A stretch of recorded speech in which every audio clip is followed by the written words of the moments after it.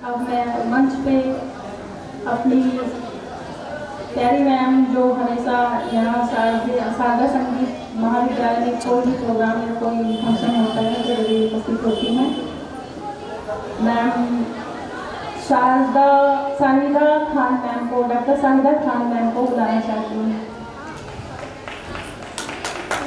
जब कोई आप किसी बच्चे को बहुत बचपन से देखें और उसके बाद वो बच्चा बड़ा हो, पढ़े लिखे और फिर वो मनप्रीत कौर बन जाए और प्रबंधक के रूप में वो दिखाई दे, दीक्षा समाज सेवा संस्थान की प्रबंधक के रूप में इस बड़े कार्यक्रम को आयोजित करे, बड़ी खुशी होती है। खुशी इसलिए होती है कि मनप्रीत का मैंने बचपन देखा है, उसको मैंने इंटर पास करते देखा है। बहुत ही मेहनती, बहुत ही सॉलिड दृढ़ संकल्प वाली लड़की थी, लेकिन मैंने ये कभी नहीं सोचा था कि ये मुसीबतें सहते सहते इस मोड़ पर पहुंच जाएगी और हमारे ही लक्ष्य कदम पर आगे बढ़ने लगेगी।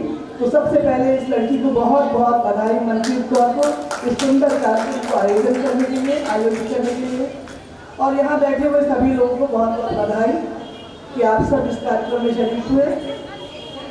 जहाँ तक महिला शक्तियों का सवाल है, महिला तो बहुत शुरू से ही सशक्त है। देखिए, भगवान ने महिला को ज़्यादा शक्ति प्रदान की है। आप इस बात से ही लगाइए, अंदाज़ा लगाइए कि महिला पुरुष को जन्म देती है। महिला में वो शक्ति है, वो जन्म देती है। ये शक्ति भगवान ने पुरुष को नहीं दी है, ये शक्ति भगवान ने पुरुष को नहीं दी है। इसलिए महिला तो शुरू से ही सशक्त है। पुराने ज़माने में आप देख लीजिए, सावित्रीबाई फुले पहली महिला शिक्षक थी जिन्होंने शिक्षा के क्षेत्र में स्कूल खोला, महिलाओं को शिक्षित किया और बहुत सारे लोगों का नाम तो अभी संचालिका महोदया बता रही थी। उसके बाद आप देखिए तो महिलाओं ने शासन भी किया है, महिलाओं ने तीर भी चलाया है, धनुष भी चलाया है। रानी लक्ष्मीबाई का नाम देख लीजिए आप, इतिहास के पन्नों में मुगल काल को बहुत ही वैसा काल कहा जाता है, लेकिन उनकी भी दो महिलाओं ने राज किया है, एक नूरजहाँ थी और एक रज़िया सुल्ताना थी। पर्दे में बैठ के उन्होंने पूरा शासन चलाया है। उसके बाद आप आइए आधुनिक युग में आइए तो हमारे देश के प्रधानमंत्री, महिला प्रधानमंत्री देखिए इंदिरा गांधी थी। अभी महिला प्रेसिडेंट थी प्रतिभा पाटिल, फर्स्ट महिला प्रेसिडेंट प्रतिभा पाटिल थी। और अभी उत्तर प्रदेश की गवर्नर भी महिला ही है, श्रीमती आनंदीबाई पटेल जी है। तो महिलाओं का किसी भी क्षेत्र में कम नहीं। कल्पना चावला को आप याद कर लीजिए, अंतरिक्ष पर जाने वाली लड़की थी, महिला थी। तो कोई भी क्षेत्र उठा के देखिए, शिक्षा का क्षेत्र देखिए, आप ट्रांसपोर्ट को देखिए, कौन सा ऐसा यान है जिसको महिला नहीं चला सकती, सब कुछ चलाती है। लड़ाई के मैदान में भी महिलाएं आगे काम कर रही हैं। आप पुलिस डिपार्टमेंट देखिए, महिलाएं उसमें बढ़ चढ़ कर हिस्सा ले रही हैं।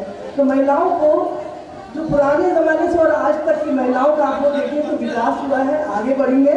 अब एक्सेप्शन सारे हुई गए, एक्सेप्शन में कुछ पुरुष भी खराब होते हैं और कुछ महिलाएं भी खराब होती हैं। ऐसा नहीं कि सारे पुरुष अच्छे होते हैं, सारी महिलाएं अच्छी होती हैं। तो सामंजस्य बना कर चलना चाहिए। सामंजस्य अगर नहीं होगा पुरुषों के साथ तो काम नहीं चल पाएगा, और अगर स्त्रियों के साथ नहीं होगा तो भी काम नहीं चल पाएगा। इसलिए महिला और पुरुष दोनों का बहुत ही इम्पोर्टेंट रोल है।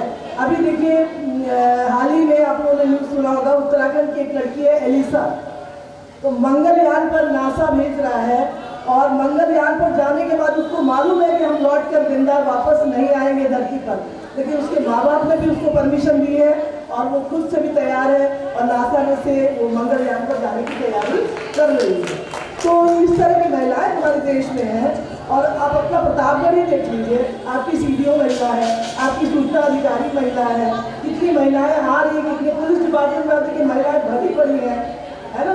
तो इसलिए महिलाओं का जो सम्मान है वो अपनी जगह है। और आज के इस दौर में तो महिलाओं को बहुत सारे अधिकार मिले हैं। जितने अधिकार मिले हैं, अगर इतने अधिकारों का वो अच्छी तरह प्रयोग करे तो महिला आगे बढ़ती जाएगी।